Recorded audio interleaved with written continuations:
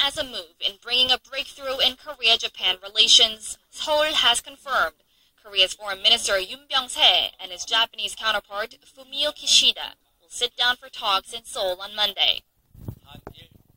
Minister Yoon will meet with his counterpart Kishida and exchange views on pending bilateral issues, including Japan's wartime sexual enslavement of Korean women. Ahead of the meeting, Korea and Japan will hold working-level talks in Seoul on Sunday to fine-tune the details of the foreign ministers' talks. This comes as Japanese media reported Thursday, Japanese Prime Minister Shinzo Abe ordered Kishida to visit Korea this month. Bilateral relations have been frayed for years, mainly as Japan denies its wartime atrocities, including the sexual enslavement of Korean women before and during World War II. President Park Geun-hye and Prime Minister Abe agreed to accelerate negotiations at a summit in November, as this year marks the 50 years of diplomatic ties between the two countries. In a sign that shows Tokyo is willing to make progress on the so-called comfort women issue, Japanese newspaper Nihon Keizai Shimbun reported Tokyo will propose setting up a government-backed fund of more than 100 million yen, or roughly $83 million that would pay out 10 years' worth of aid. A letter to the victims, including the words responsibility and apology, is also being reviewed according to the Daily. These would be huge steps forward, as Abe stopped short of issuing a fresh apology in a statement made in August marking the 70th anniversary of Japan's defeat in World War II. But whether the two countries will find stepping stones in resolving one of the main sources of contention remains to be seen following the talks on Monday. Connie Kim, Arirang News. North Korea appears to have made progress in advancing its nuclear weapons development capabilities. Well, it's been widely believed that it normally takes about 6 kilograms of plutonium to make one nuclear weapon. Well, government sources here say there are reasons to believe that North Korea now has the ability to produce a nuclear bomb with less than that amount of plutonium. Now, that means the nuclear ambitious state can now produce more nuclear weapons than earlier estimates. North Korea's growing nuclear ambition. Our Lee Ji-won reports. Has North Korea improved its ability to produce nuclear weapons? That seems to be the case, as multiple government sources said Friday the nuclear state has reached a level where it could produce one nuclear weapon with less than 6 kilograms of plutonium. This is unusual, as it normally requires some 6 kilograms of plutonium to produce one nuclear weapon. A source speaking on condition of anonymity said the assessment comes as Pyongyang is suspected to have manufactured multiple nuclear weapons. Seoul's defense ministry estimates North Korea possesses a total of some 40 kilograms of plutonium. This means North Korea has developed the capability to produce more than 8 nuclear weapons. While Seoul says that it's unclear on how many weapons Pyongyang possesses, the U.S. Heritage Foundation estimates the regime has 8 nuclear weapons in its arsenal. Even more concerning, the U.S. Institute for Science and International Security said the North possesses the necessary materials to potentially manufacture up to 22 nuclear weapons. Despite international calls for North Korea to denuclearize, the regime continues to forge ahead with its nuclear development. Taking into consideration North Korea's unpredictable nature and its young leader, the U.S. Center for Preventive Action listed the nuclear state as one of the biggest security threats for 2016. North Korea this year test-fired its submarine-launched ballistic missiles twice. Officials also believe that North Korea's capacity to miniaturize nuclear warheads has reached a considerable level. Lee Ji-won, Arirang News. Key evidence in a Philippines murder case of a Korean national. Now, Seoul's special team of investigators returned home today following 3 days of on-site investigations, a joint task with the local police. The team has discovered that the 57-year-old Korean businessman was shot 6 times to death. Our Oh Soo-young has the detail. Its submarine-launched ballistic missiles twice. Officials also believe that North Korea's capacity to miniaturize nuclear warheads has reached a considerable level. Lee Ji-won, Arirang News. Key evidence in a Philippines murder case of a Korean national. Now, Seoul's special team of investigators returned home today following 3 days of on-site investigations, a joint task with the local police. The team has discovered that the 57-year-old Korean businessman was shot 6 times to death. Our Oh Soo-young has the details. A team of investigators from Korea returned home from the Philippines this morning after a number of potential key findings in the murder case of a Korean national. The 57-year-old businessman surnamed Cho was shot multiple times by 4 unidentified gunmen at his temporary residence in Batangas on December 20th. Observing the surveillance camera footage, the Korean officials were able to identify the suspect's vehicle, a white SUV passing through a toll gate on a nearby motorway. And at the murder scene, they also discovered a loaded cartridge and 2 empty ones, overlooked by the local police. Moreover, after intensive questioning of Cho's relatives and witnesses, the task force believes it might have been a contract killing issued by a business associate or his Filipino wife, who he was in the process of divorcing. The relevant footage and evidence has been handed over to local authorities. So whatever information that you give us now that can help the investigations, we promise that we will make use of this. We will try to develop more. The 3-man team, made up of 2 crime investigators and 1 forensic specialist, marks the first time that Korea has dispatched a special investigation force overseas.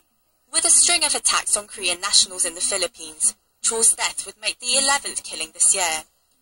Earlier this month, Korea's police agency announced the enlisting of 63 specialists in the fields of forensics, crime and safety to conduct investigations in the Southeast Asian country for cases involving Koreans. Oh Soo-young, Arirang News.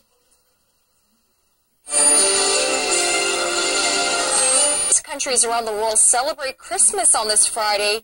Koreans also enjoy the holiday in their own meaningful ways. Now, some spent the day at cathedrals and churches, while others took advantage of the beautiful weather, breezing down the glistening white snow slopes or traveling to Korea's southern resort island. Our Kim Min-ji takes a look at Christmas 2015 in Korea.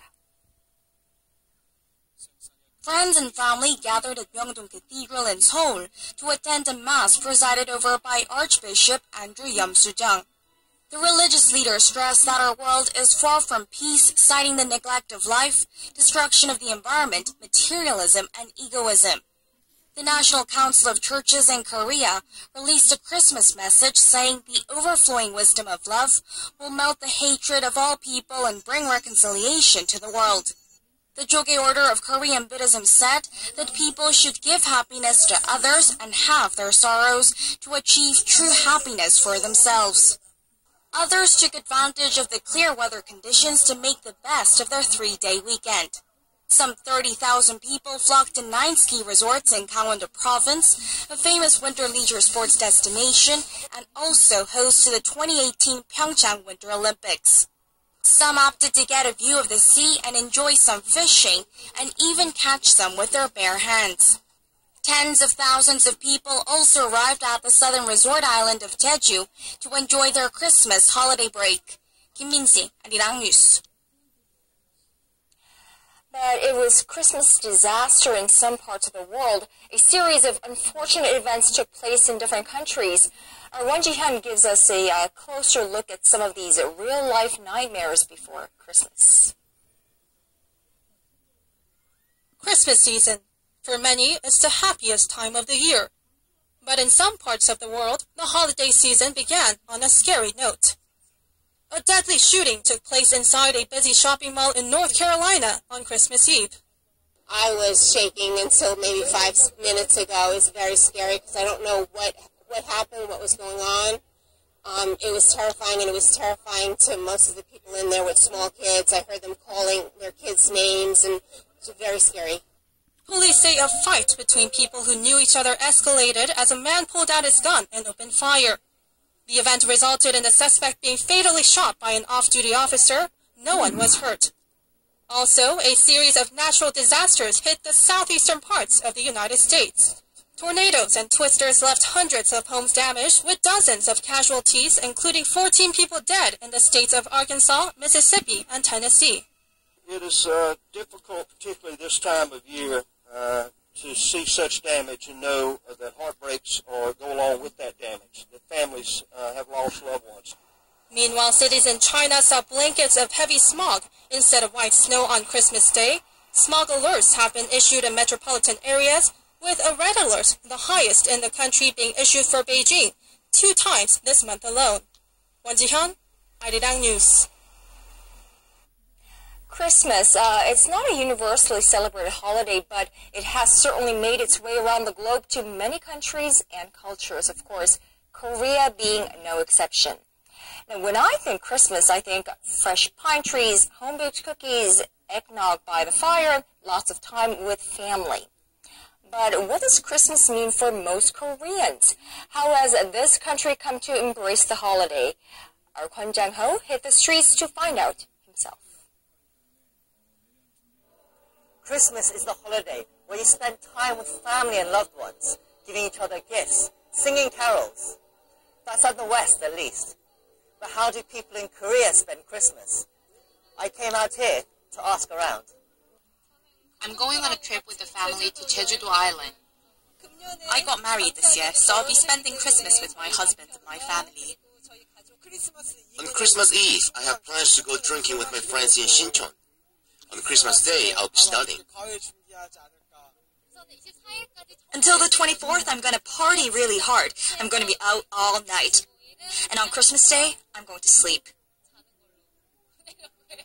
That doesn't sound too dissimilar from what's common in the West.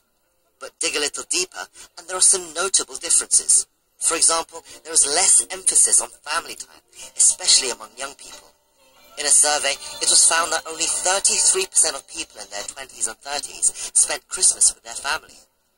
So who do they spend it with? Students usually spend Christmas with friends. People with a boyfriend or girlfriend usually spend Christmas together. In another survey, when asked what was the most important occasion for a couple, Christmas was voted number 2 after the first date anniversary. It's almost seen as strange if you're not spending time with your partner. In Korea, there does seem to be a feeling that this is a holiday for couples.